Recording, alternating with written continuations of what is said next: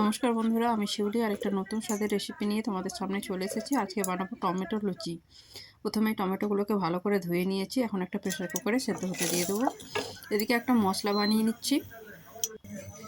ওর মধ্যে দিচ্ছি গোটা জিরে, গোটা মৌরি, গোটা ধনে আর একটা শুকনো লঙ্কা। মশলাটা শুকনো কড়াইতে ভেজে নেবো। ভেজে নেওয়ার পরে একটু গোটা গোটাভাবে ভেঙে নেবো, একদম মিহি করব না। এদিকে টমেটোটা সেদ্ধ হয়ে গেছে। টমেটোটা সেদ্ধ হয়ে গেলে এই যে মশলাটা ভেঙে নিচ্ছি। এদিকে আটা নিয়ে নিচ্ছি। আটার মধ্যে দিয়ে দিলাম পরিমাণ মতো নুন, একটু সাদা তেল। এদিকে টমেটোটা সেদ্ধ হয়ে গেলে ওটা ঠান্ডা হতে দিয়ে দেবো। তারপর একটা মিক্সিং বাউলে একটু ধনেপাতা দিয়ে ওটা বেটে নেব। একটু ঠান্ডা হবে তবে তো তারপর ওই আটাটা ওই টমেটো বাটাটা দিয়ে ভালো করে মেখে নেব।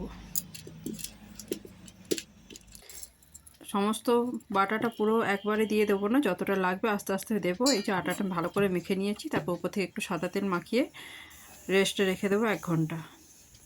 তারপর এই যে ছোটো ছোটো লেচি কেটে লুচি বেলে নেবো। তারপর কড়াইতে সাদা তেল গরম হতে দিয়ে দিয়েছিলাম। এখন লুচিগুলো এক একটা করে উল্টো পাল্টা করে লাল করে ভেজে নেব। খুবই সুস্বাদু হয়েছিল, তোমরা বাড়িতে অবশ্যই ট্রাই করো। যারা ইউটিউব থেকে দেখছো তারা চ্যানেলটাকে সাবস্ক্রাইব করে দিও। যারা ফেসবুক থেকে দেখছো তারা পেজটাকে অবশ্যই ফলো করে দিও। আমার ভিডিও তোমাদের কেমন লাগে তোমরা অবশ্যই কমেন্টে জানাবে। সবাই খুব ভালো থেকো।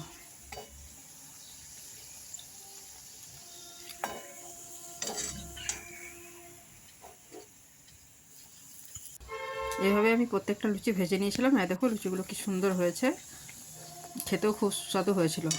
ভিডিওটা এখানে শেষ করছি।